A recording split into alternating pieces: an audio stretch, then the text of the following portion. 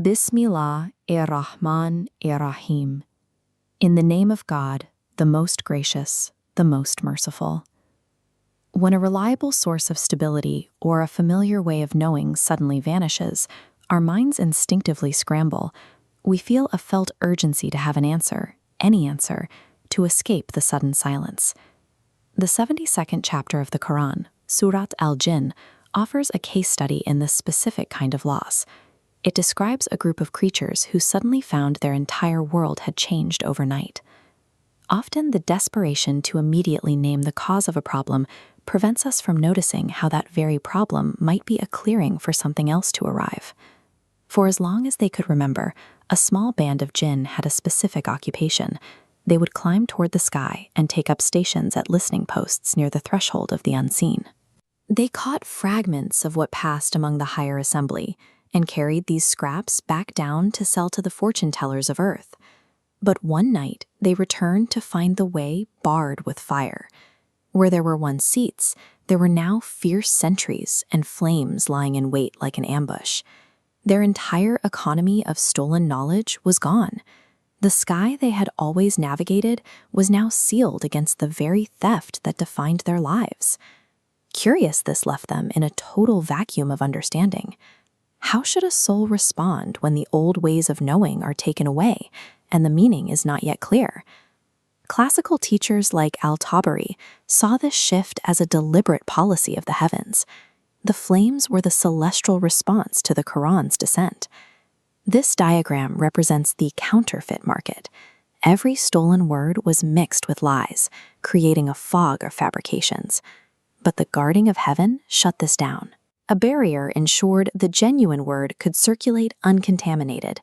What the jinn initially felt as a hostile exclusion was the necessary clearing of the way for a truer knowledge to arrive.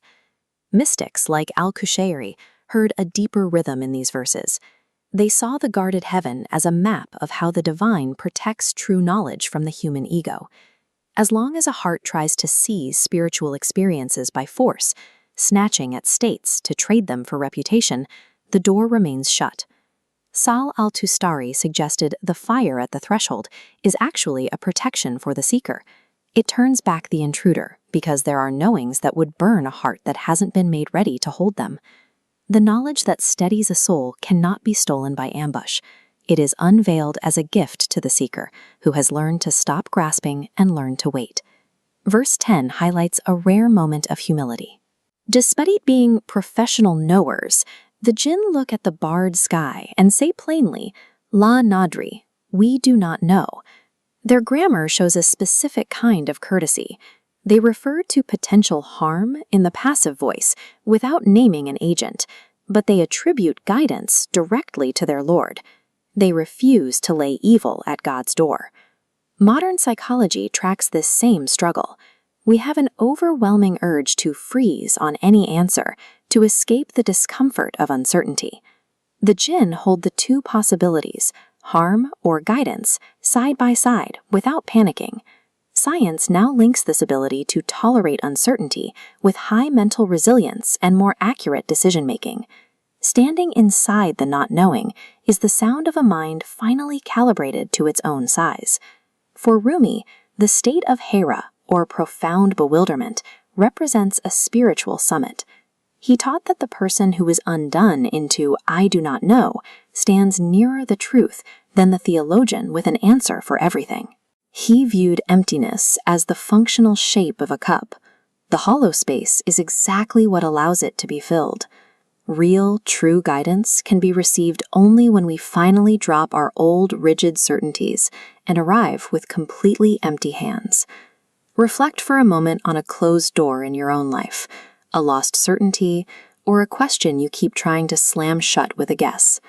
Practice saying the words, I do not know yet, regarding that question. Just name the mystery and hand it back to the dark. Guardian of the sky we cannot climb, still our grasping hands. Take from us the false knowledge we would steal, and keep for us the true knowledge he would live. Let the emptiness of our not knowing be the exact shape that waits to be filled. Compiled with deep gratitude by Mir Ali Shah. Please forgive and accept our apologies for any mispronunciations of Arabic terms or names due to AI generation. Amin.